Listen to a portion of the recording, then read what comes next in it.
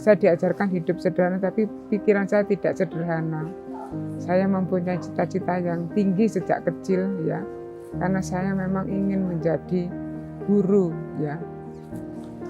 Kemudian karena saya bercita-cita ingin menjadi seorang guru ya, maka pada waktu itu juga saya ingin masuk di IKIP Surabaya. Tetapi kemudian saya tidak diterima ya. Saya masuk di jalur PMDK, saya diterima di Universitas Airlangga ya, di Fakultas Ekonomi pada waktu itu ya. Akhirnya dengan tekun saya tetap belajar ya.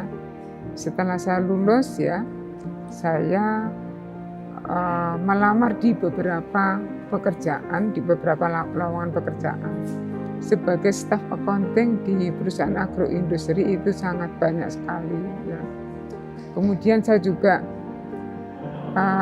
menjadi guru ya pada waktu itu.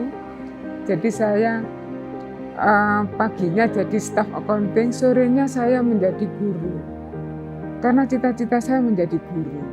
Saya menjadi dosen di Stesia ya pada waktu itu. 1996 ya. Saya melamar jadi PNS di IKIP Surabaya. Waktu itu namanya IKIP Surabaya. Dan saya diterima sebagai tenaga pengajar. Alhamdulillah saya senang sekali jadi tenaga pengajar di IKIP Surabaya pada waktu itu. Ya. Saya jadi tenaga pengajar ya, saya jadi dosen. Akhirnya saya sangat bersyukur sekali ya.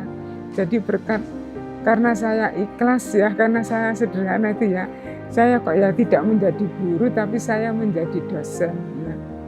Saya diterima jadi dosen di IKIP Surabaya. Begitu senangnya saya dan rasa syukur saya pada waktu itu saya diterima itu ya. Sampai pada akhirnya saya diberi kesempatan untuk melanjutkan S2 ya. Nah, pada saat saya melanjutkan S2 itu saya sudah bercita-cita untuk melanjutkan S2 di luar negeri. 1998 itu terjadi krisis moneter. Akhirnya saya tidak diperbolehkan melanjutkan studi di luar negeri, di Australia. Pada waktu itu di La Trobe University ya. Saya memilih studi lanjut S2 di UNER ya. Saya melanjutkan S2 di UNER itu di jurusan manajemen. Di tahun sekitar 2003 ya, itu pendidikan ekonomi itu ada program studi baru ya, yaitu program studi D3 akuntansi murni ya. Nah, saya menjadi korprodi pada waktu itu. Saya langsung ditunjuk menjadi kaprodi ya, sehingga saya menjadi kaprodi di prodi D3 akuntansi.